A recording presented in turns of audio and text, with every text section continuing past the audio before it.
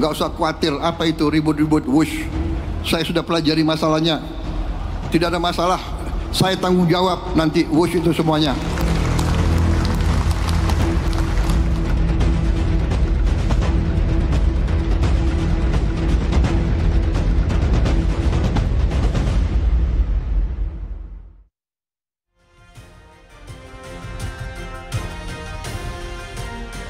Halo pemirsa di seluruh persada Nusantara, dari Sabang sampai Merauke, dari Miangas sampai Pulau Rote. Apa kabar Anda? Senang sekali rasanya saya Doni Dekeze malam ini bisa kembali menyapa Anda dengan harapan Anda tetap dalam keadaan sehat, sejahtera, dan selalu berbahagia. Jumpa lagi dalam program Anda, Merah Putih.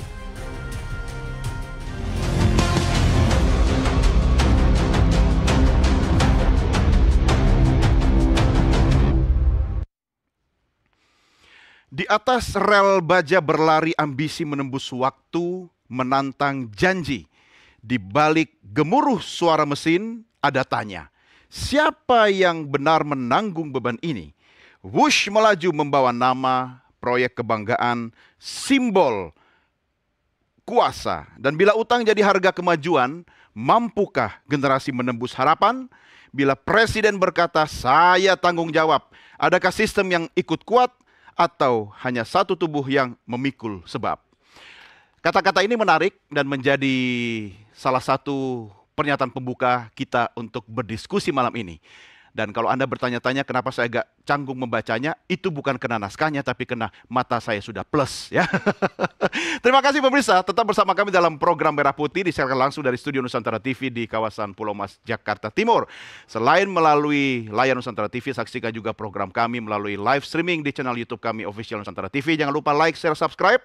Dan apabila ada hal-hal yang ingin Anda tanyakan, diskusikan, silakan tuliskan di kolom komen atau kolom chat dalam channel YouTube kami. Kita langsung diskusi terkait dengan utang wush tidak masalah, Presiden Prabowo tanggung jawab. Kami hadirkan narasumber langsung di Studio Nusantara TV Jakarta dan juga kami hadirkan melalui sambungan Zoom. Di sebelah kanan saya sudah hadir tenaga ahli dari kantor staf Presiden, Ibe Ilham Malik. Mas Ibe, apa kabar? Baik, alhamdulillah. Sehat? Sehat. Tetap semangat? Tetap semangat. Semangat secepat wush. Oke, terima kasih sudah bersama kami. Kemudian juga hadir bersama kami Direktur Eksekutif Trias Politika Strategis, Agung Baskoro. Mas Agung, apa kabar? Alhamdulillah baik. Sehat? Alhamdulillah Tetap sehat. semangat? Semangat selalu. By the way, Anda berdua sudah pernah coba naik wush belum? Sudah. Benar? Benar. Sudah berapa kali? Udah 5 kali. 5 kali? Luar biasa. Pancasilais sejati. Kalau Anda berapa kali? Seminggu 2 kali. Seminggu 2 kali? Karena saya tinggal di Bandung. Oh, kantor di Jakarta. Luar Jadi biasa. merasakan betul manfaat dari wush itu. Wah, ini salah, ini endorser nanti ini jadinya. Tapi nggak apa-apa, ini menarik. Karena saya butuh testimoni Anda berdua, karena saya sendiri belum ada kesempatan untuk menikmati wush itu. Oke, kita juga nanti akan berbincang dengan staf khusus Menko Infrastruktur dan Pembangunan Kewilayahan, Herzaki Mahendra Putra, dan saya tengah menanti kehadiran analis kebijakan publik, Darmaning Tias atau Ki Dharma, yang sebentar lagi akan hadir bersama kita. Agak telah dikit karena beliau nggak naik wushi ya. Oke, baik pemirsa, sebelum berdiskusi lebih jauh, mari sama-sama kita simak dulu tayangan yang berikut ini.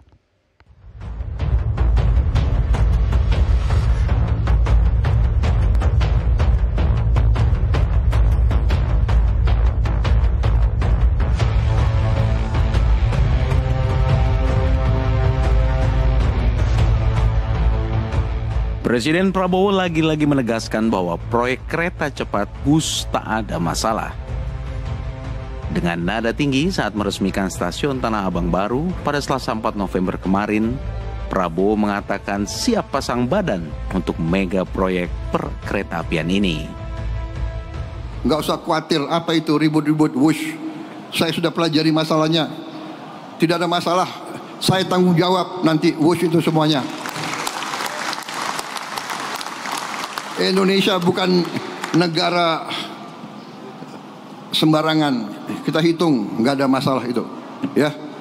Jadi PT KAI nggak usah khawatir, semuanya nggak usah khawatir. Rakyat, kita layani rakyat kita. Kita berjuang untuk rakyat kita.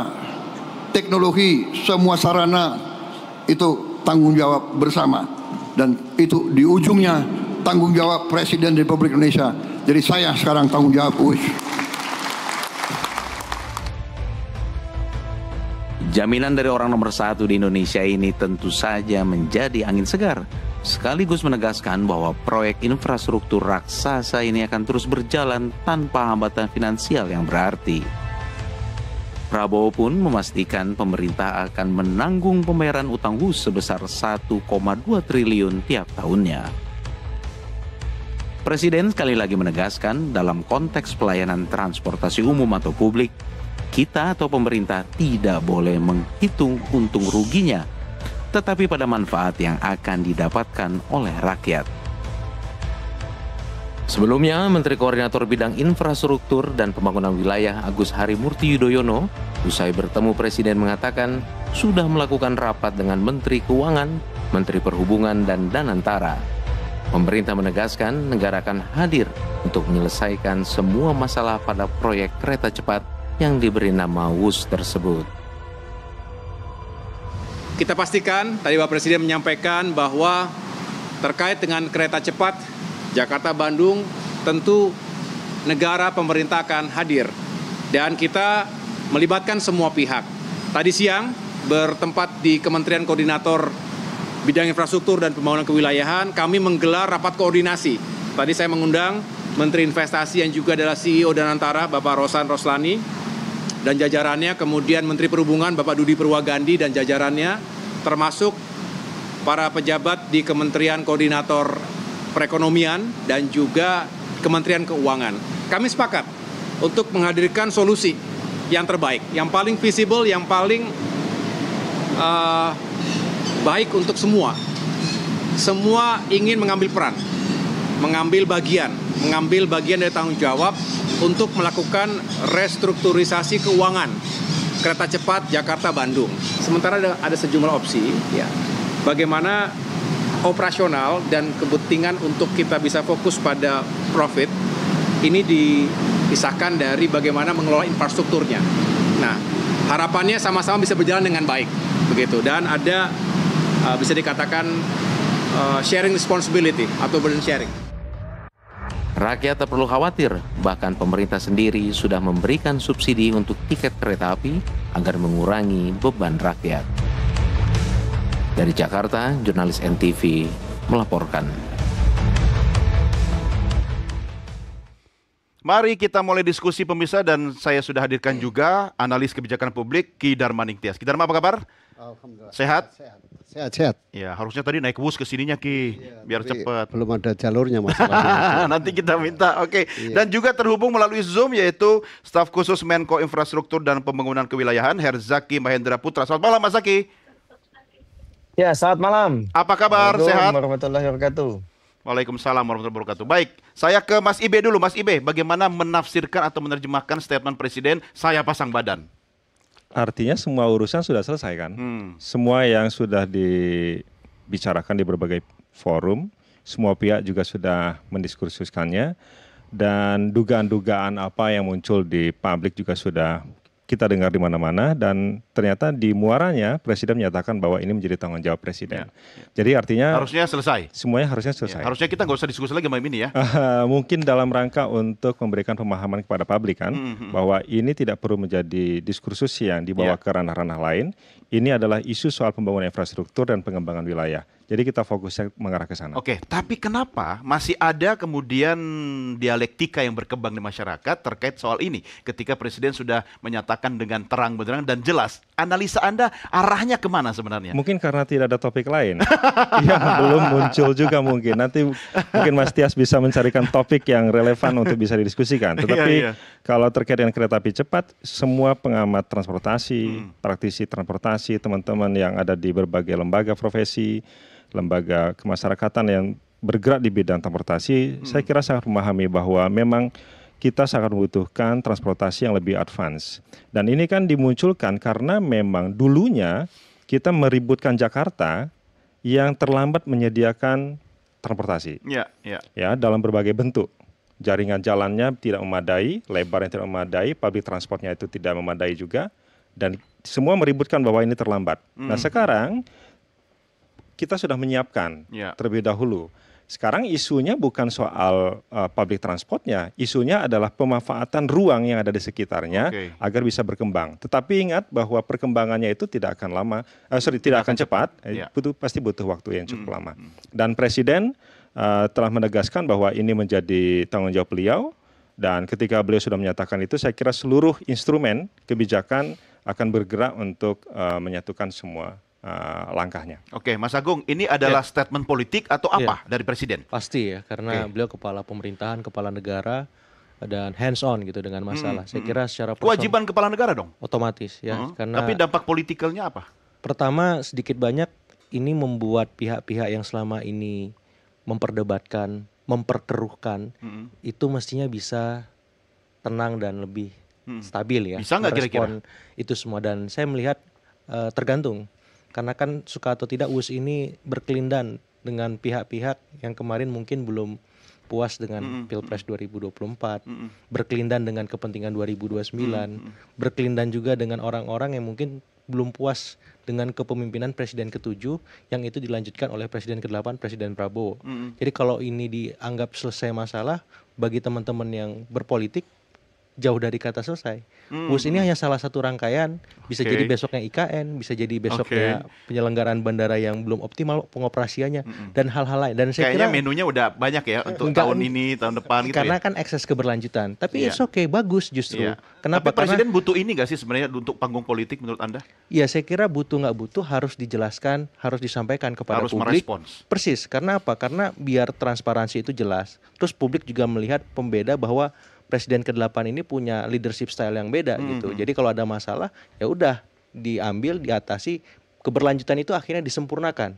Dalam artian yang ya profesional, transparan, akuntabel. Nanti kita bisa dengar Mas Herzaki bagaimana formulasi kebijakan yang dirancang oleh Mas AHY untuk ya mentransformasikan, memformulasikan pertanggungjawaban Presiden tadi supaya apa? Publik lebih tenang, lebih jelas, dan mereka tidak merasa APBN-nya boncos terus. Itu penting dikomunikasikan secara intensif, secara terus-menerus, supaya apa? Persepsi dan opini yang terbentuk nanti ya memang utuh berpihak kepada pemerintahan, bukan lagi kepada pihak-pihak yang tadi mungkin ada yang memperkeruh, ada yang membuat situasi menjadi kurang kondusif seperti itu. Oke, silakan Mas Herzaki dielaborasi apa yang disampaikan oleh Mas Agung tadi.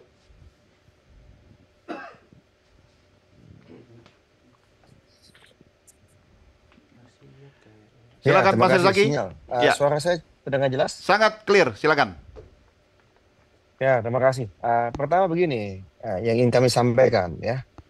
Kalau kita bicara mengenai arahan Presiden, karena kan ini kan awalnya kan adalah arahan Presiden. Bermula dari hari Senin kemarin ketika Pak Menko AHY dipanggil Pak Presiden. Yang pertama disampaikan Pak Presiden kepada Pak Menko AHY itu adalah negara harus hadir. Jangan sampai kemudian ini ada perbedaan persepsi ini begitu di sini. Ya, negara harus hadir ini berarti bukan konteksnya hanya dalam konteks WUS ini gitu. Negara harus hadir dalam memperkuat sektor transportasi, terutama kereta apian di sini.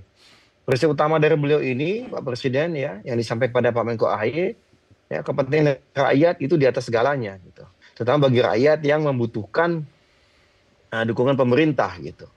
Pak Presiden juga memiliki komitmen kuat untuk mengembangkan transportasi publik yang modern, aman, nyaman, profesional, dan juga terjangkau.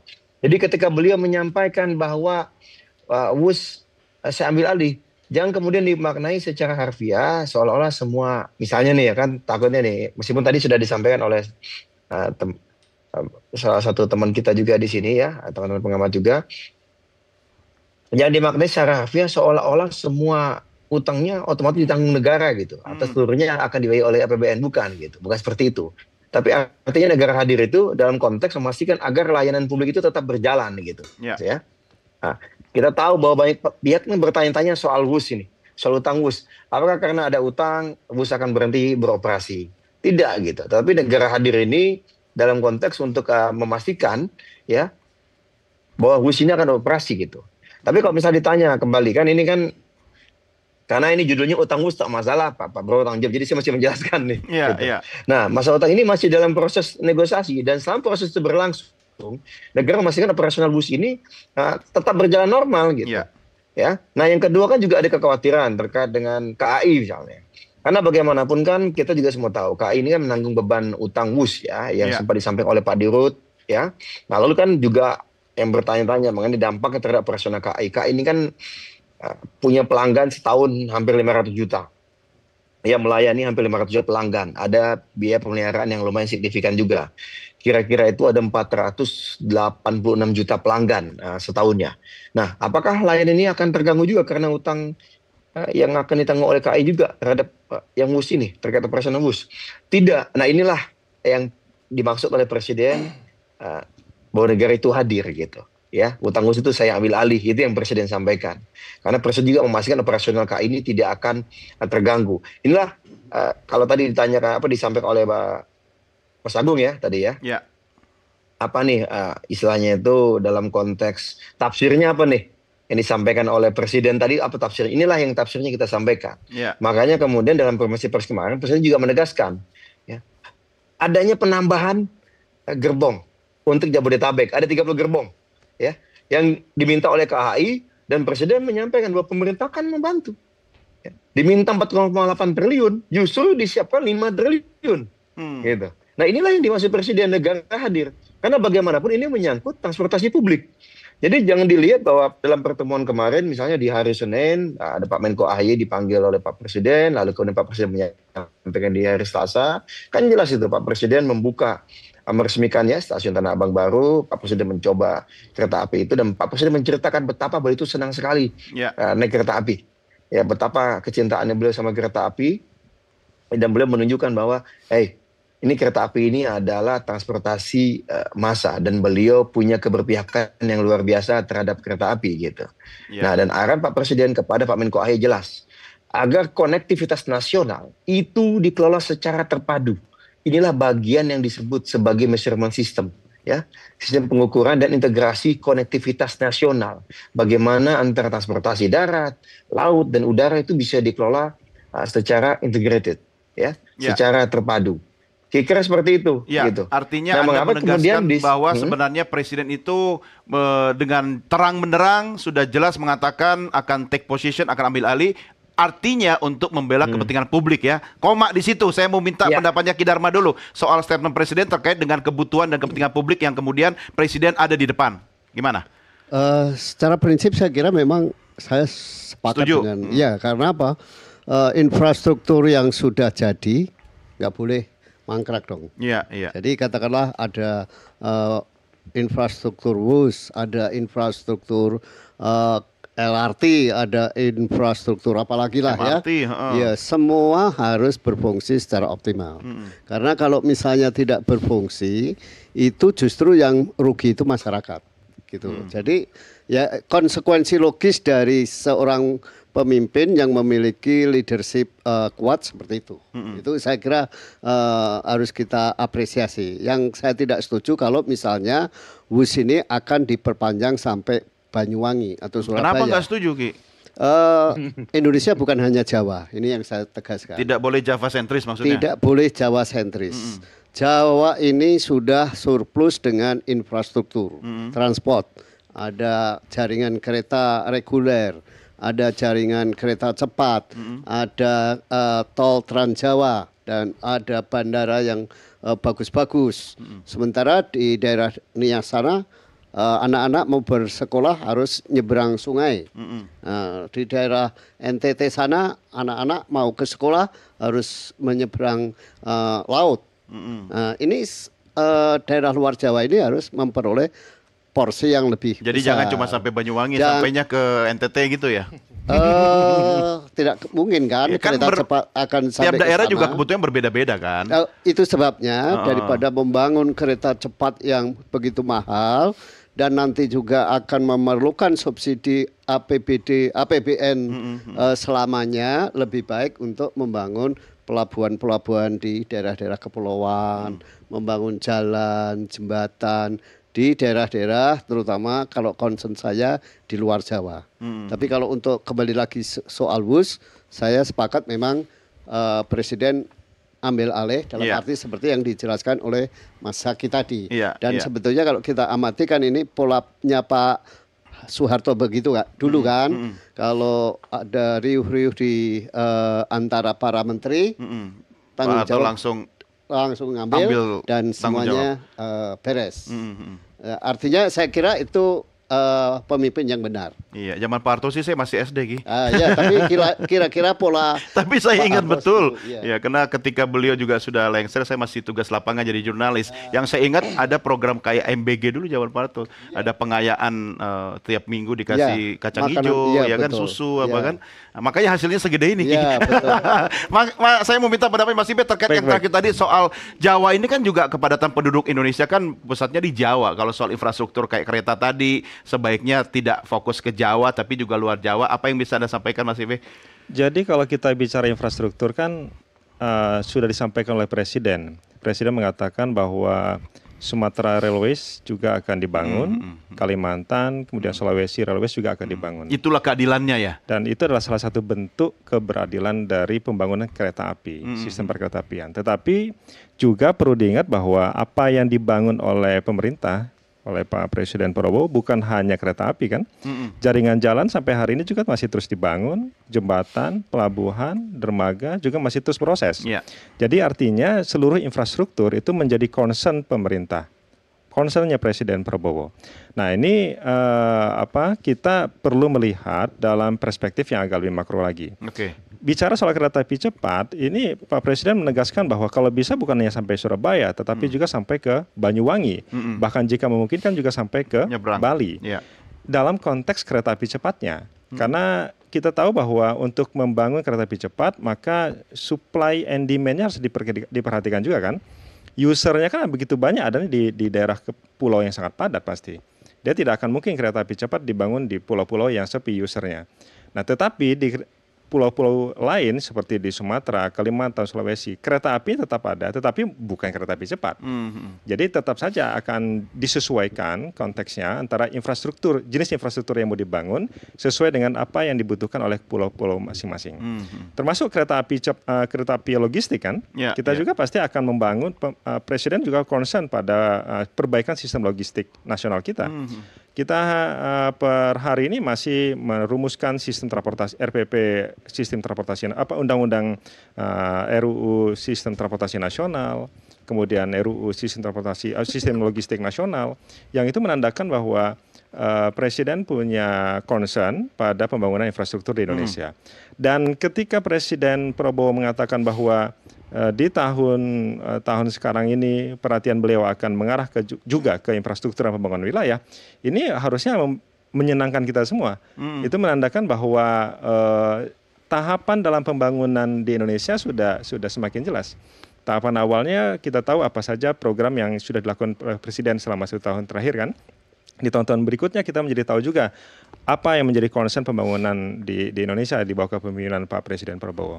Jadi ini harusnya menjadi sebuah penanda bahwa memang apa yang dicita-citakan oleh Presiden supaya masyarakat menjadi bahagia semua, senang semua, pemerataan itu bisa tercapai. Oke, tahan dulu. Saya mau balik ke Mas Herzaki dulu. Mas Zaki, kalau statement Mas Ibe tadi terakhir saya kaitkan dengan soal investasi infrastruktur perhubungan kita, kereta cepat misalnya, kalau sampai Banyuwangi kemudian nanti di Sumatera juga dibangun, di beberapa wilayah dibangun, itu secara paralel kan pasti membebani anggaran. Bagaimana dengan skema atau pola kemitraan investasi dengan luar negeri? Apakah sudah dipikirkan, sudah dibicarakan? Karena ini kan pembangunan harus berkelanjutan. Komentar Anda Mas Zaki? Ya tentunya ini kan semua bagian dari skemanya kan tidak berarti menggunakan APBN saja gitu. Ya, ada berbagai skema yang sedang dikembangkan. Kita tahu ada yang namanya KPBU misalnya gitu. Ya, dan kemudian Pak Prabowo dalam berbagai kesempatan kita tahu ya membuka ruang yang luas kepada swasta. Di depan misalnya ketika Kadin waktu itu dari sejak tahun yang lalu, kemudian beberapa bulan yang lalu dan berbagai kesempatan. Hari ini kita membuka ruang yang luas kepada siapapun yang ingin investasi. Yang kita tahu juga kami Kemenko Infra diminta Pak Prabowo ya di bulan Februari untuk membuat yang namanya infrastruktur conference ya. Dan itu kita wujudkan di bulan Juni lalu, ada namanya International Conference on Infrastructure di bulan Juni. Bagaimana kita mengundang berbagai negara sahabat dan berbagai, ada private sector, ada negara sahabat yang datang. Kita gelar itu semua proyek-proyek ya yang akan dilakukan di negara Indonesia 5 tahun ke depan seperti apa. Responnya sangat-sangat positif, dan kita juga sudah ada yang namanya membuka namanya Project Facilitation Office. Jadi ada bottlenecking ya, bagaimana semacam kalau ada bottlenecking di proyek-proyek infrastruktur di Indonesia. Jadi kalau misalnya ada investor sudah masuk Indonesia, ada trouble atau ada permasalahan spesifik, ya kita juga sudah ada nih namanya nih, sudah ada unit kerja yang membantu memfasilitasi gitu. Ya, jadi banyak nih yang sudah dilakukan dalam setahun terakhir ini, sudah disiapkan sesuai dengan arahan Pak Presiden gitu. Dan tentu hari ini banyak juga para duta besar sahabat, banyak pihak-pihak asing yang datang, termasuk besok itu ada teman-teman dari Rusia, ya delegasi dari Rusia yang akan datang berkunjung ke Kemenko Infra, yang akan menemui Pak Menko AHY ya, itu ada delegasi yang juga akan berjumpa. Ya ini sering sekali nih, hampir setiap minggu nih ada kita. Ya ini kan banyak peluang-peluang yang akan juga kita ramu bersama, rencana-rencana kerjasama ke depan ini.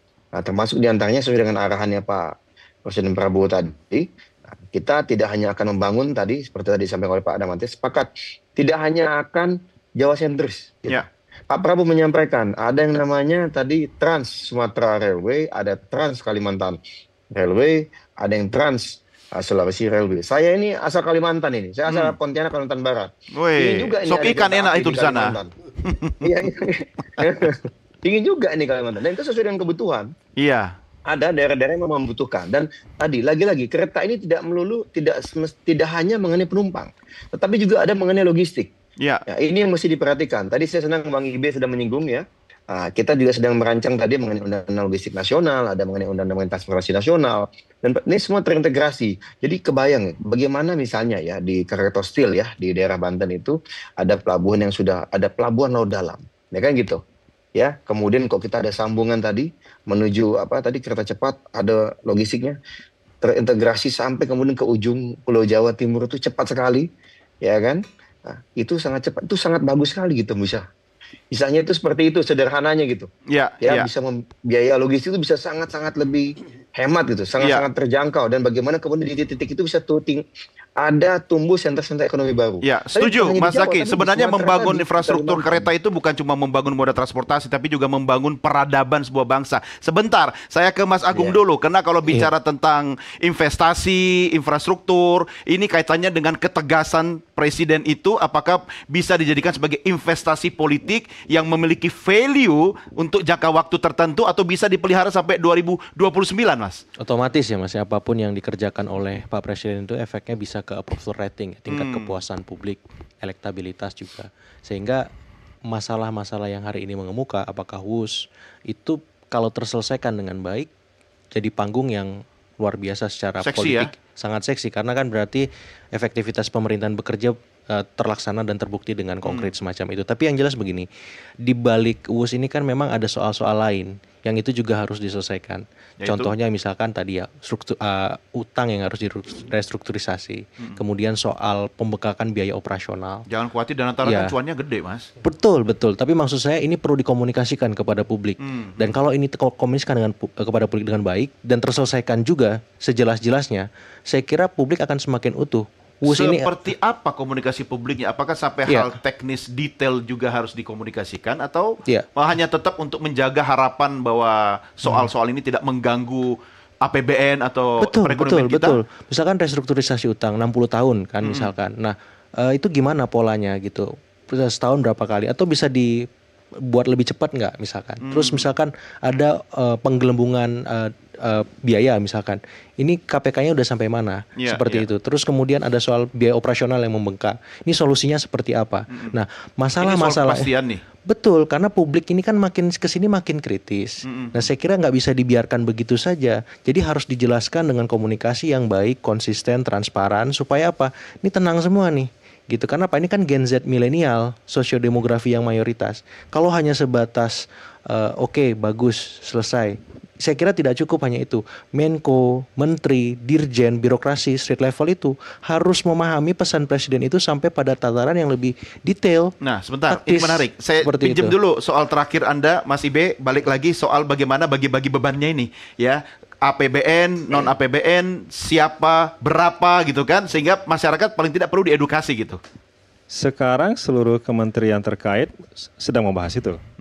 Bahkan di dalam rancangan PP sudah disebutkan juga akan dibentuk komite dan gugus tugas untuk merumuskan itu semua. Termasuk tenor? Termasuk tenor, ya. Kemudian pembagian sharingnya seperti apa. Termasuk juga tanggung jawab dari badan usaha terkait, misalnya seperti KCIC. Apa tanggung jawab mereka terhadap pengembangan alih teknologi, sumber daya manusia, dan macam-macam, semua sedang di dalam pembahasan.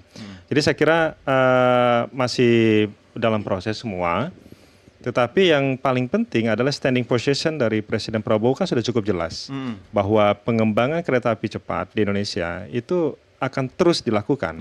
Bukan berarti besok akan dibangun, tapi paling tidak ini menandakan bahwa pemerintah punya komitmen untuk meneruskan pembangunan sistem kereta api cepat, bukan hanya nanti di Pulau Jawa, jika nanti demand-nya juga ada di Sumatera, Kalimantan, Sulawesi juga akan dibangun.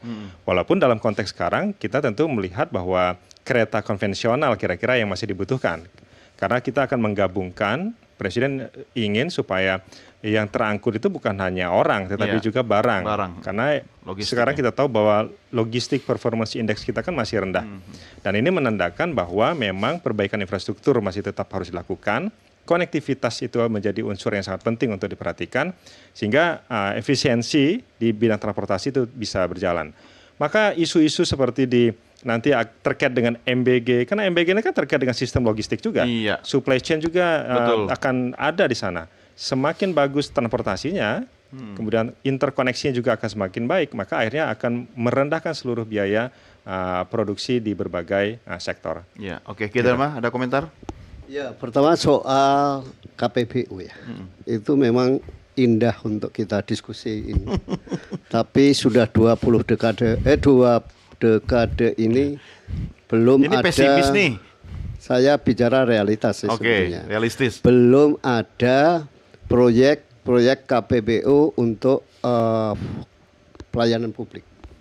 Jadi katakanlah dulu zaman Pak SBY itu sudah ada studi kelayakan untuk membangun kereta di Kalimantan dari Rusia. Bahkan pemerintah Kalimantan Timur itu sudah bekerja sama dengan pemerintah Rusia, mengirimkan anak-anak lulusan SMA di Rusia di Kalimantan untuk belajar kereta api di Rusia. Harapannya supaya ketika pembangunan kereta api di Kalimantan terbangun, itu SDM-nya sudah siap. Tapi sampai hari ini kereta itu belum ada tanda-tanda. Itu satu. Kedua, Sulawesi. Trans Sulawesi. Sampai sekarang ya masih stagnan di situ. Belum tapi sudah ada wujudnya. Sudah ada wujudnya, tapi cuma belum panjang relnya belum belum bertambah. Dan setahun ini belum bertambah. Demikian juga rencana pembangunan kereta dulu bayangan Pak Yunan kan daripada untuk membangun kereta cepat, lebih baik untuk membangun kereta dari Aceh sampai Lampung.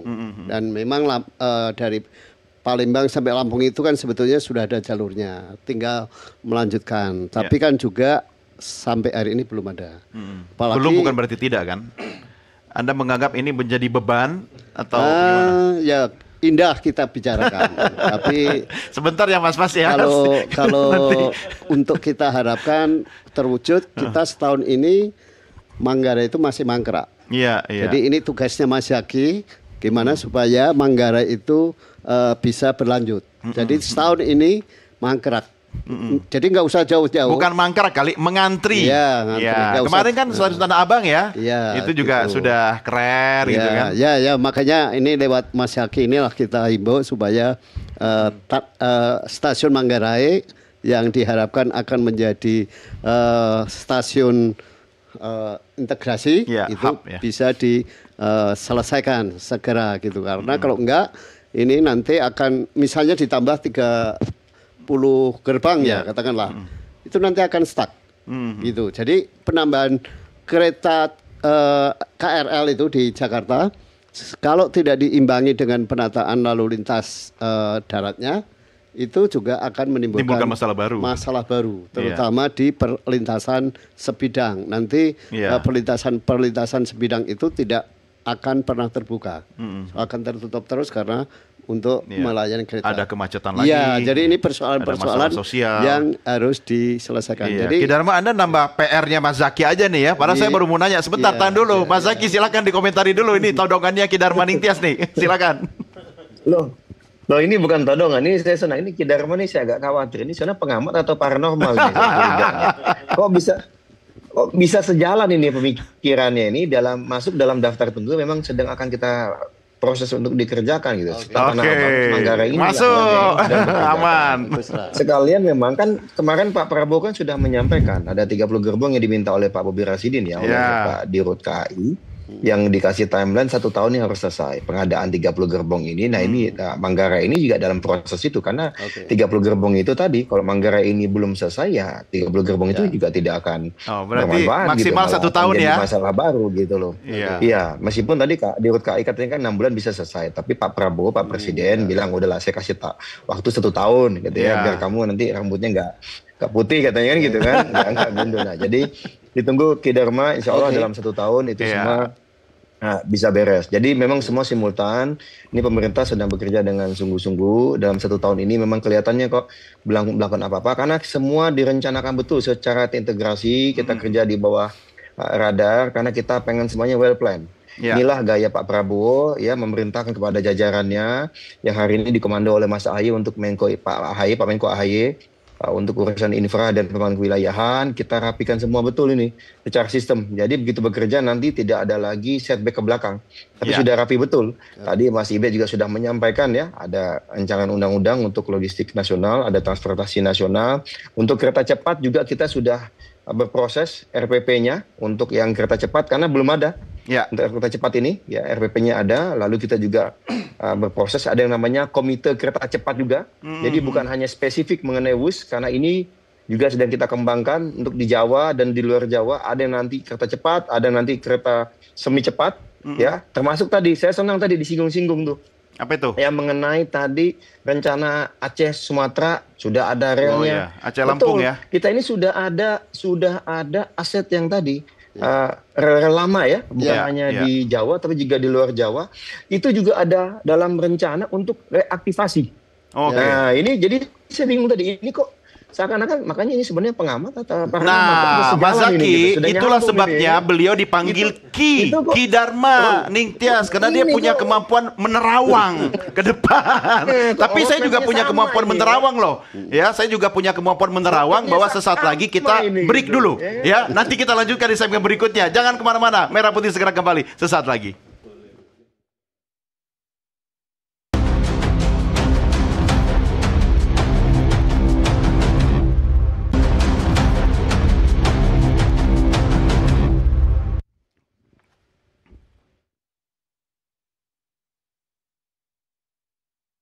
Sebenarnya sih saya sambut baik ya kalau misalnya Presiden mau ambil fokus ke proyek WUS ini utangnya ya. Tapi kalau saya sih berharap agar Presiden ini bisa lebih melihat proyek ini secara lebih holistik. Jadi nggak dilihat dari utangnya aja, tapi proyek ini bisa membawa keuntungan atau malah merugikan untuk negara sih. Harusnya Presiden bisa lebih lihat ke sana. Lebih baik yang sebelumnya diselesaikan dulu, baru mungkin jika memang nggak ada kerugian bagi masyarakat dan lain-lainnya, baru boleh diteruskan gitu. Kalau misalkan nanti efek kedepannya bisa membuat masyarakat cemas dengan adanya lanjutan dari proyek WUS ini, lebih baik diselesaikan dulu yang sebelumnya gitu.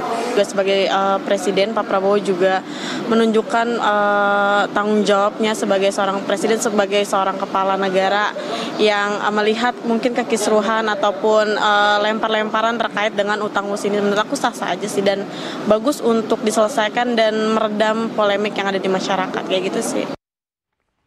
Kita lanjutkan diskusi kita, pemirsa. Saya sih lagi berharap-harap nih, siapa tahu Presiden juga mengatakan utangnya Doni saya ambil alih. Tapi sayang statement itu tidak keluar. Oke, Mas Ibe, ini kita berharap tidak hanya sekedar menjadi retorika politik semata, tetapi ini kemudian menjadi satu hal yang memberikan kepastian bagi masyarakat bahwa don't worry ya, negara hadir. Apa yang bisa Anda sampaikan? Presiden adalah pemimpin pemerintahan dan pemimpin bangsa kita pada hari ini. Dan Pak Prabowo kan sudah mengulang yang tadi saya sampaikan, sudah menegaskan bahwa ini diambil alih oleh Presiden. Tetapi di dalam pengertian bahwa Presiden punya standing position yang cukup jelas bahwa isu soal kereta api cepat hendaknya tidak menjadi sesuatu yang dipolemikan, tidak dipolitisasi, karena negara kita negara yang besar, yang sangat besar, sehingga melihat isu semacam ini hendaknya jangan menjadi nampak kerdil. Jadi kalau ada persoalan, semua itu bisa dibicarakan dan bisa diselesaikan. Kalau ada persoalan dengan negara lain, itu semua bisa dinegosiasikan. Dan itu bukan dalam konteks ketika negosiasi bahwa kita berada di dalam posisi yang lemah. Negara besar tentu harus punya posisi yang cukup juga berpengaruh di dalam isu ini. Tapi ini kan seksi banget kalau jadi komoditas politik. Ya, karena itulah kita di forum ini tidak bicara soal politik. Mungkin nanti Mas Agung politiknya. Karena pembangunan di sistem perkeretaapian kita kan memang masih sangat kurang. Perkotaan, jadi kereta api perkotaan tidak di semua kota ada sistem perkeretaapian. Belum lagi yang antar kotanya yang memang juga belum ada. Yang sudah ada juga belum terkoneksi satu sama lain. Jadi seperti di kampung halaman saya, kalau Mas Zaki tadi dari Kalimantan, saya dari Sumatera. Sumateranya mana? Lampung. Saya dari Lampung dan kita tahu bahwa jaringan kereta api yang kita miliki sebenarnya panjang, tetapi ternyata hanya sepanjang itulah yang bisa dipakai ya, yang fungsional. Tapi Lampung udah nggak pernah mati lampu kan? Saya dulu kalau ke sana itu ada aja sehari berapa kali mati lampu. Inilah artinya, artinya pemerintah sudah hadir kan dalam menyediakan energi, dan kita akan mencapai swasembada energi juga kan. Dan balik lagi pada kereta api. Kereta api logistik menjadi sebuah isu yang juga nanti ke depan akan menjadi program prioritas pemerintah. Dan kami di kantor staf presiden itu sangat senang karena seluruh kementerian yang dipimpin oleh Kementerian Kemenko Infrawil itu sangat aware dan concern dengan program yang dicanangkan oleh Pak Presiden Prabowo. Jadi kita di kantor staf presiden itu punya dua instrumen. Instrumen pertama adalah Sismonep, mendeteksi program-program presiden itu sudah sejauh mana dilaksanakan oleh setiap kementerian. Lalu ada satu lagi instrumen Distra, itu adalah daftar isu strategis. Jadi ada isu-isu apa saja yang muncul pada tahun-tahun itu yang perlu kita identifikasi dan kita tindak lanjuti supaya bisa diselesaikan. Dan kita melihat bahwa untuk isu infrastruktur pembangunan wilayah yang sekarang ini dilaksanakan oleh Kemenko Infrawil ya, Mas Zaki dan Pak AHY, dan kita di KSP melihat bahwa progres dalam pencapaiannya sudah cukup baik. Apa yang diinginkan oleh Presiden Prabowo itu sudah cukup banyak yang terrealisasi. Tentu dari sisi persentase pencapaian, ya persentase. Jadi kita ada banyak variabel dan variabel demi variabel itu kita identifikasi setiap beberapa bulan sekali. Dan kita melihat bahwa progresnya cukup bagus. Jadi saya kira keberpihakan Pak Presiden Prabowo di isu pembangunan infrastruktur dan pengembangan wilayah ini sudah sangat bagus. Jadi inilah era di mana kita perlu mendorong keberpihakan ini untuk sustain. Supaya kalau terus kalau sudah sangat bagus berarti tidak seksi untuk dimonetize ya Mas Agung ya. Bagaimana kira-kira strategi komunikasi publiknya istana atau kemudian cara Presiden Prabowo untuk ini kan lagi nih ya. Citra beliau ini kan sedang bagus-bagusnya nih sekarang gitu kan. Tapi mempertahankan itu kan perlu usaha juga dan strategi. Apa yang bisa Anda sampaikan? Iya, jadi kan kalau saya sering menyampaikan Pak Prabowo hands on tanggung jawab. Ini Superman-nya udah nih. Nah, kita butuh Justice League, Mas. Jadi bukan hanya Superman di sana, tapi ada Batman, Wonder Woman, Aquaman, semuanya. Ya manajemen timnya harus jalan. KDM ya. Iya, jadi ribut soal Aquaman. Nah, jadi supaya apa? Nggak bergantung hanya pada sosok Pak Prabowo. Setelah statement beliau bagus semua, ini harus berlanjut nih. Maksudnya pemerintah ini adalah sebuah tim kerja, super gitu tim, ya, yang diorkestrasi iramanya, konduktornya presiden, begitu kan? Persis. Jadi maksud saya super tim ini harus terwujud supaya ketenangan warga itu berlanjut. Kenapa? Karena jangan sampai ya manajerial ketika ini tanggung jawab saya negara semacam itu, transparansinya nggak keluar lagi, komunikasi publiknya nggak baik lagi. Kok saya tangkap Anda cuma mau bilang bahwa Presiden jadi pemadam kebakaran doang?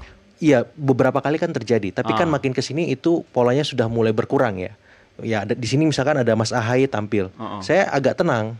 Kenapa? Ya karena manajemen Partai Biru biasanya kan lebih rapi Asik. dari yang sebelumnya. Begitu. Wah, Mas Zaky ya. Ini pasti pengguna Mercy di rumah ini.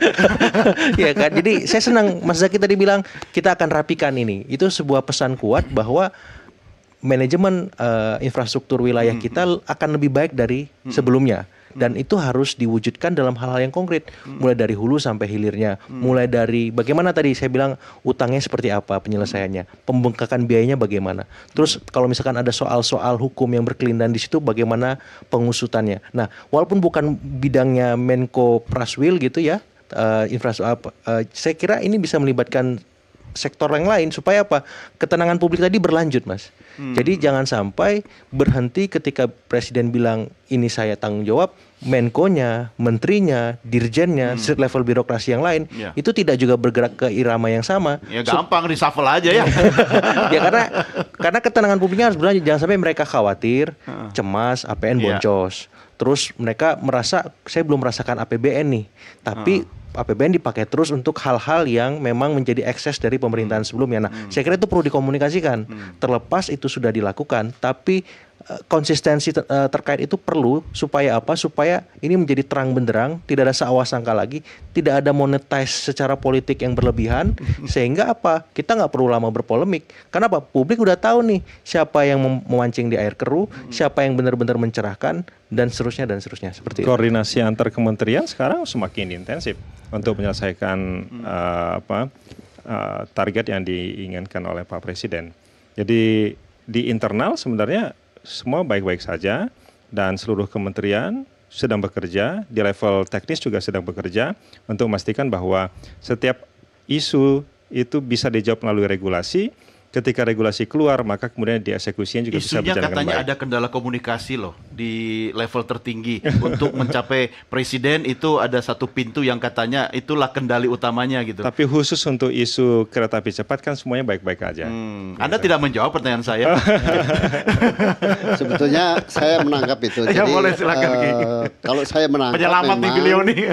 Kalau saya menangkap memang kelihatan ada informasi yang selalu tertahan gitu. Misalnya contoh kalau saya mengamati itu komentar Pak Prabowo soal Lebaran. Lebaran? Ya, Lebaran tahun lalu. Lebaran yang kemarin? Ya, itu kan dikatakan pemudiknya naik tapi lalu lintasnya lancar. Padahal kan sebetulnya yang terjadi pemudiknya kan turun. Gitu. Karena ini ya berbagai hal. Ekonomi salah satunya. Saya kira persoalan kelesuan ekonomi. Gitu. Tapi kita makan mudik waktu itu kan? Ya, tapi kan artinya yang mau saya katakan adalah bahwa kok ini yang disampaikan dengan yang terjadi di lapangan berbeda. Ya kan tahun pertama masih lalu adaptasi soal dulu. Pertumbuhan ekonomi. Pertumbuhan ekonomi diklaim sekian persen, padahal kan yang terjadi di bawahnya. Tapi jadi, Mas Tias, memang ada info yang kelihatan memang ya seperti yang Anda katakan itu untuk sampai ke presiden itu harus disaring-saring dulu. Isu mudik kan sebenarnya kalau misalnya kelancaran lalu lintas itu terjadi bukan berarti karena mudiknya turun. Ya kan? Jadi karena ada capaian yang dilakukan pemerintah untuk memperbaiki sistem yang ada kan? Bahwa pemudiknya naik, tapi lalu lintasnya lancar. Padahal lancarnya itu karena pemudiknya turun. Bukan karena kemampuan manajemen pemerintah. Karena waktu itu larangan truk untuk beroperasi itu jauh lebih panjang dibandingkan tahun lalu. Ya, jadi karena diperpanjang, akhirnya traffic kita menjadi baik. Kan juga ditambah, dan ya masalah libur juga panjang. Jadi artinya langkah yang diambil oleh pemerintah itulah yang dirasakan oleh masyarakat. Jadi kita perlu apresiasi bahwa seluruh kementerian dan lembaga terkait termasuk juga melibatkan berbagai pihak untuk berkoordinasi memastikan semuanya lancar.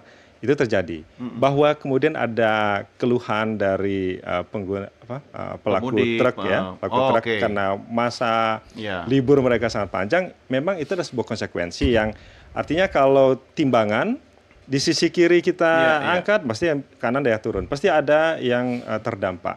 Nah, ke depan nanti akan ada langkah-langkah yang akan diambil oleh Kementerian Perhubungan untuk memastikan bahwa mudik ke depan itu akan equal bagi semua pihak.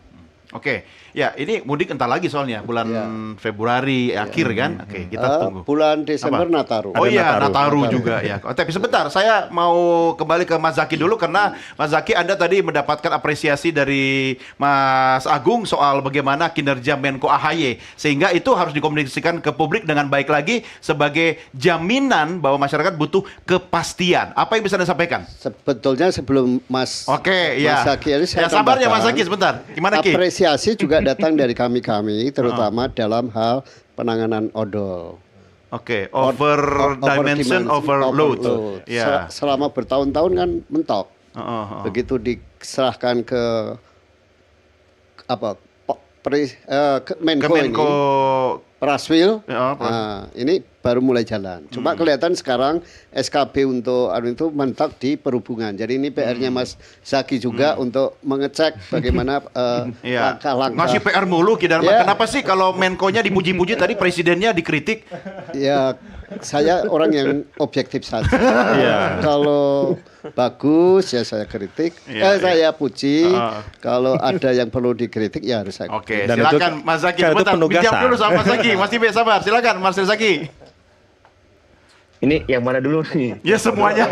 Tadi termasuk apa yang disampaikan oleh Ki Darmaning Tias. Ya, terima kasih nih. Pertama kalau misalnya terkait, soalnya ada Nataru juga nih, saya bingung. Ini sebenarnya mengenai transportasi luas nih gitu.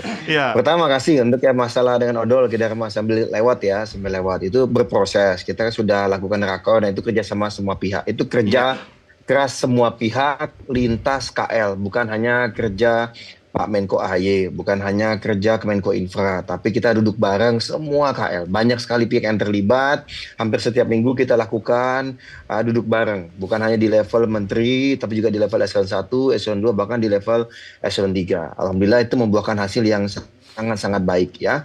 Termasuk juga teman-teman asosiasi supir ya, Pak, dan berbagai pihak gitu. Insya Allah upaya kita untuk zero odol itu bisa tercapai karena pendekatan kita kan bukan pendekatan misalnya itu penegakan hukum belaka, tapi bagaimana pendekatan kesejahteraan itu kan menjadi penting. Kita nggak ingin teman-teman selama ini kan pengemudi lah menjadi korban gitu. Selama ini kok ada apa-apa kan pengemudi nih yang dijadikan misalnya itu yang dipersalahkan. Ya, Mas Zaky, saya minta Anda lompat aja ke soal WUS-nya. Karena tadi Mas Agung memberikan apresiasi sebenarnya dengan kinerja Menko AHY. Apa yang bisa Anda sampaikan bahwa ini sebagai sebuah kepastian bagi masyarakat? Ini kepastian yang mana? Soalnya banyak banget tadi, saya jadi lupa nih yang ditanya. Yang khusus soal infrastruktur yang terkait dengan WUS atau kereta cepat untuk jangka panjang. Ya, untuk jangka panjang begini, Pak. Untuk masalah WUS, makasih Mas Agung ya. Kalau untuk bukan hanya WUS ya, untuk masalah pengelolaan anggaran gitu. Untuk penganggaran, saya soalnya tadi yang dibahas tadi sudah pindah-pindah gitu. Jadi saya yang Mas Agung puji itu yang mana sebenarnya? Ini Ki Darma sih mumpung ketemu Mas Zaky, semuanya disampaikan ini. Jadi sering tadi nanya ini nanya itu saya jelas. Gini, kalau masalah pengelolaan anggaran tentunya masalah proses negosiasi aja saya sampaikan. Negosiasi kita hati-hati ya, kita hati-hati sekali, tapi semua kan masih opsi dalam kantong, kita belum sampaikan. Yang penting kita buat kepentingan rakyat. Ya, kita tidak ingin kita dirugikan. Itu satu hal. Nah, yang kedua, kita akan merapikan betul nanti masalah manajemennya ya ke depannya. Kalau tadi disampaikan kita masalah ke Banyuwangi tadi kita bicara juga. Ya, masa kereta cepat, tenang aja, kita rapikan betul, kita hitung betul. Jadi nggak akan istilahnya itu nanti terburu-buru segala apa. Jadi setahun ini kita benar-benar bekerja betul tadi, ya. Nggak ada yang namanya istilahnya itu dadakan tanpa perhitungan atau apa. Tapi benar-benar kita rapikan. Nah, Mas Ibe juga tadi sudah menjelaskan dengan sangat baik dan sangat detail. Jadi kalau saya mau menjelaskan lagi, nanti mengulang apa yang disampaikan oleh Mas Ibe ini udah paham betul soalnya tadi kan. Kalau saya ceritakan lagi, Mas Ibe udah menjelaskan juga gitu sebenarnya ya. Nah jadi kalau dari saya yang ingin saya sampaikan adalah bahwa kalau dalam proses negosiasi atau dalam proses restrukturisasi utang, namanya ini kan dalam proses negosiasi. Kita sudah libatkan semua pihak yang pesan dari Pak Presiden adalah kita lakukan dan kita libatkan semua pihak, dan semua pihak ingin mengambil peran. Kita ingin yang terbaik. Namanya proses negosiasi, semua opsi di dalam kantong. Kalau kita buka kartunya, ya tentu pihak yang diajak negosiasi sudah tahu dong. Nah, ini kan menjadi PR nih. Kita ingin yang terbaik. Nanti Bapak Ibu sekalian, semua masyarakat, teman-teman pengamat, teman-teman akademisi yang punya concern, kalau nanti setelah selesai proses negosiasinya, silakan dikulik-kulik, silakan dikritisi. Tidak apa-apa. Kita akan buka semua. Kita akan buka. Dan kami minta tolong terus teman-teman media dikawal saja sama-sama. Nanti prosesnya ke depan dikawal. Lalu mengapa hasil negosiasinya seperti ini? Ini seperti ada yang kurang pas. Kok begini, kok begitu? Silakan. Tidak apa-apa, itu bagian dari transparansi. Ya, nantinya setelah proses negosiasi itu selesai. Tapi biarkan saja dan percayakan saja dengan tim yang hari ini bekerja. Tadi seperti disampaikan oleh Mas Ibe, sudah ada timnya. Ada perwakilan dari tiap kementerian, tiap lembaga yang terlibat. Kita lagi proses negosiasi. Nanti kita juga akan ada langsung bertemu. Namanya ini hari ini kita tahu mungkin dari pihak China juga lebih tenang nih. Begitu mereka tahu, oh pihak Presiden sudah menyampaikan akan ambil alih. Mereka juga sudah melihat Pak Menko memberikan statement yang sangat clear and loud, dan mereka tahu bahwa semua pihak yang terlibat satu komando, sehingga pihak China juga tahu, oh dalam proses negosiasi ini ada kepastian. Begitu negosiasi nanti dengan Pak Menko Ahy dan tim, inilah keputusannya seperti itu. Nah, sehingga mereka juga berani nih dalam proses negosiasi, apakah naik turunnya atau apa, ya inilah. Kan namanya dalam negosiasi itu kan harus ada kepastian. Ya, setuju. Gitu. Masyarakat butuh kepastian, investor juga butuh kepastian, ya kan? Nah, dan kita posisi akan lebih kuat, dan lagi-lagi kepentingan rakyat adalah di atas segala-galanya. Ya. Itu yang menjadi pesan dari Pak Prabowo. Baik, saya akan berikan kesempatan ke Mas Ibe, tapi nanti ya. Kita rehat dulu, kita lanjutkan diskusi kita di segmen berikutnya. Pemirsa jangan kemana-mana, Merah Putih segera kembali sesaat lagi.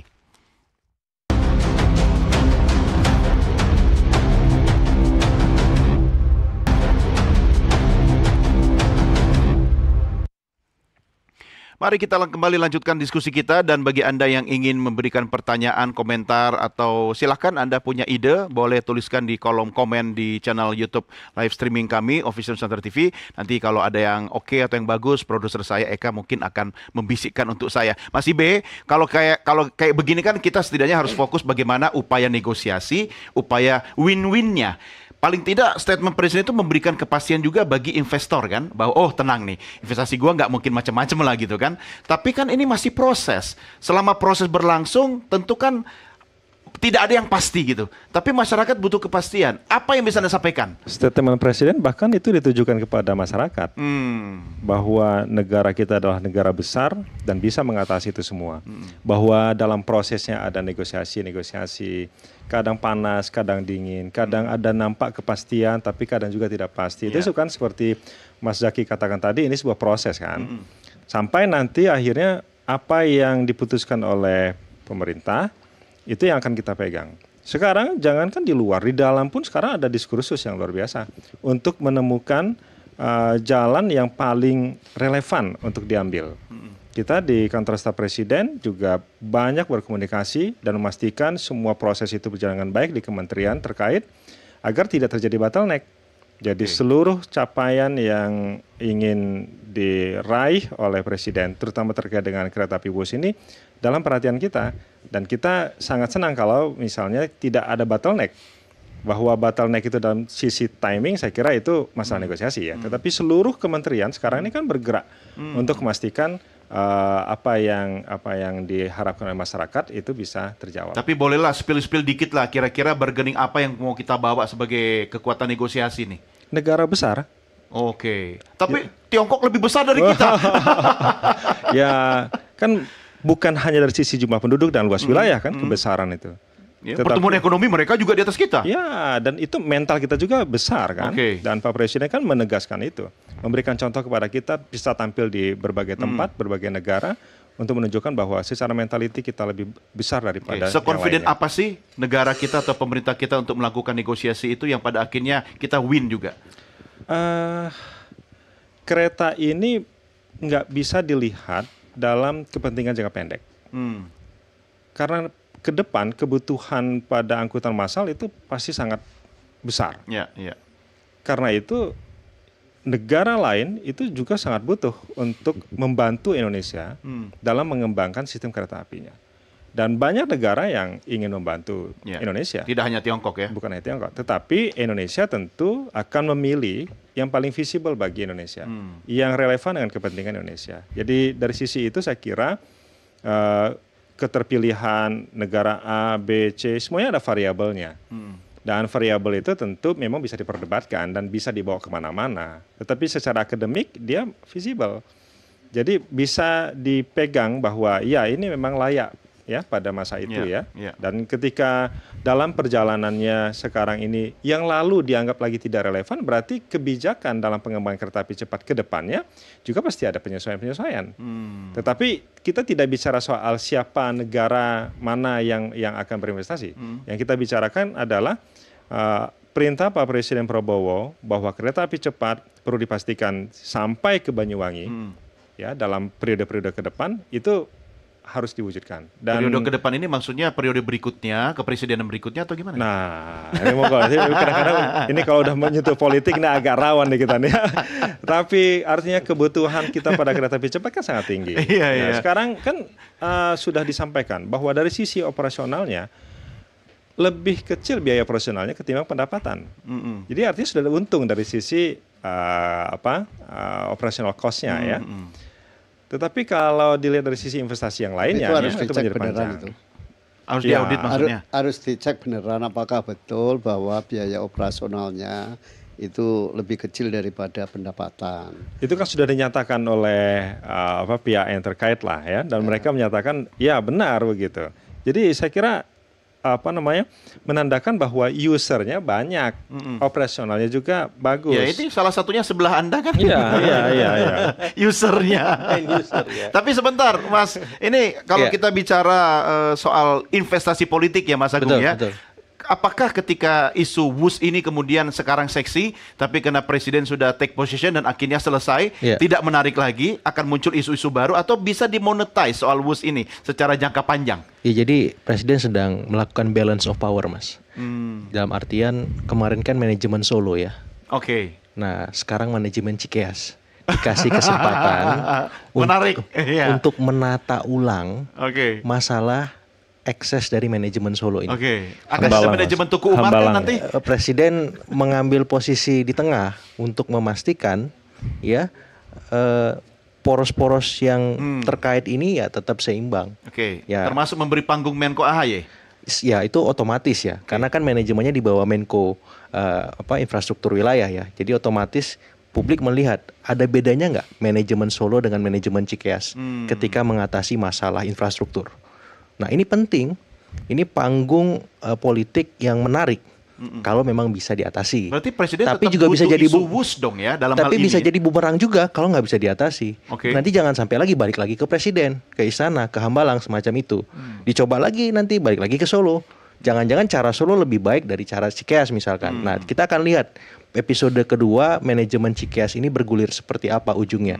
Apakah lebih baik, bisa menyelesaikan masalah, dan ujung-ujungnya kan nanti publik melihat, oh iya benar, oh enggak, sama aja misalkan. Nah kita akan lihat itu episode itu dan balance of power-nya akan terus terjadi dalam beragam peristiwa Mas. Bukan hanya WUS. Gak cuma WUS ya. Mungkin IKN. Mungkin bandara yang belum optimal pengoperasiannya, mungkin soal-soal infrastruktur lain. Soal IKN dan lain, kira-kira keseimbangan di poros mana lagi yang perlu dijaga Presiden? Ya Tuku Umar ya, Lebak Bulus. Ya, kan Ketua DPR sudah bilang DPR siap duduk bareng sama pemerintah untuk membahas soal WUS begini. Betul, pasti. Jadi saya melihat inilah bagian dari ya di panggung belakang ya, tarik-menarik antar poros itu. Ya mungkin di publik juga perlu ditegaskan juga supaya tidak ada sangka, karena kan kita bicara tata kelola pemerintahan yang baik. Berarti dalam hal ini Presiden ingin memplease juga Pak SBY begitu? Otomatis, karena ada kan Pak Jokowi di sisi lain. Jadi bagaimana seluruh poros-poros kekuasaan yang hari ini mengitari poros Istana Hambalang itu benar-benar ya masuk dalam ya mazhab rangkulismenya Pak Prabowo. Di tengah supaya seimbang, supaya stabilitas terjaga, ujung-ujungnya dengan ini bisa mensejahterakan masyarakat. Doakan saya kalau jadi Presiden, Anda konsultan saya. Kidarma, ada catatan? Ya, saya kira kalau soal isu-isu gitu ya, tentu akan soal WUS aja Ki. Ya, artinya soal isu WUS itu tetap akan selalu menjadi persoalan.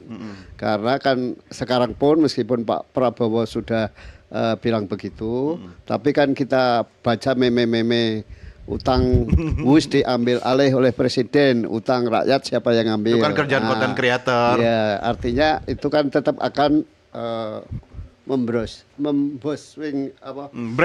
mencuci otak. Ya, mencuci otak masyarakat gitu. Jadi, ada satu obatnya biar tidak ke brainwash.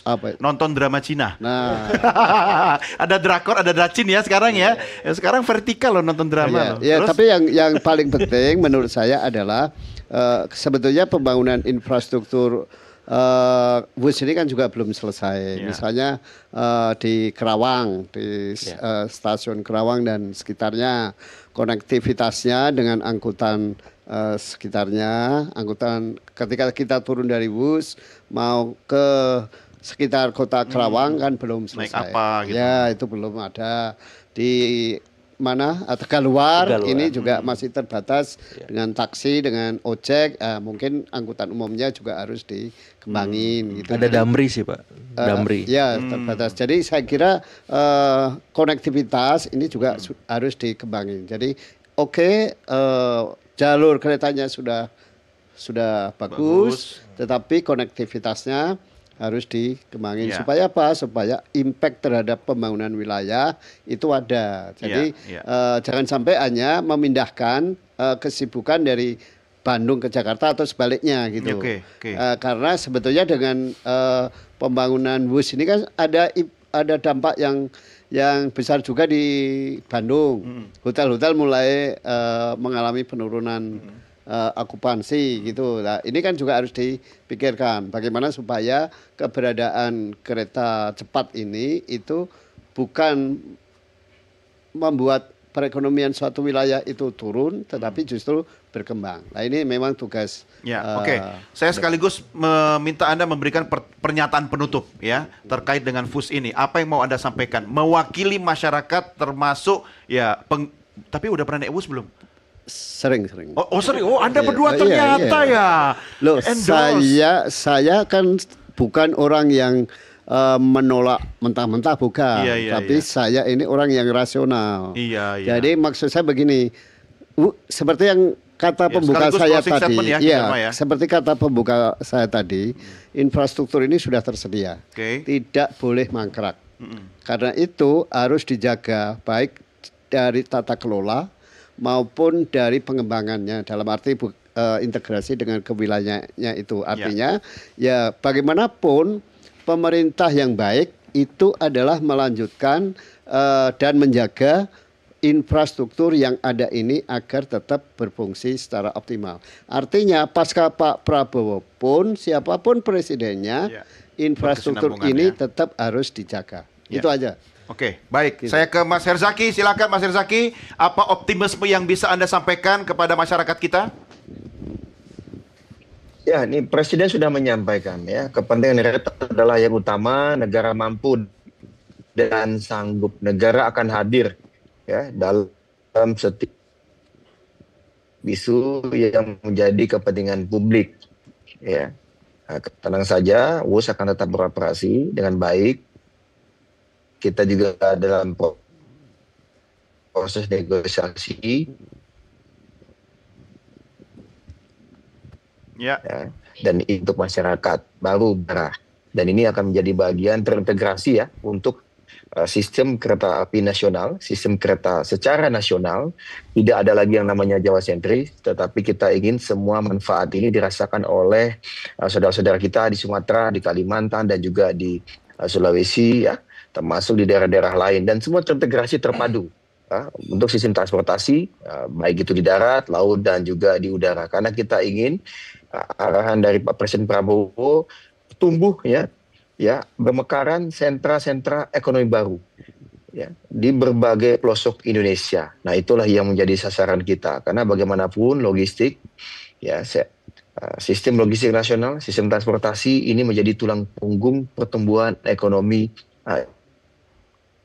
Indonesia. Inilah yang sedang dilakukan dan dikerjakan dengan sungguh-sungguh oleh Oke, ya baik Mas Zaki. Salah satunya dari teman-teman SKL tadi. Ya, oke. Gitu saja. Gitu, Siap, Bu. baik. Mas Ibe silakan. Saya izin dulu boleh? Oke, siap. Terima kasih Mas Zaki. Ya, makasih ya. sampai berjumpa lagi. Sukses buat Anda. Selamat malam. Saya lanjutkan ke Mas Ibe, silakan. Presiden telah menyatakan bahwa ini menjadi tanggung jawab beliau.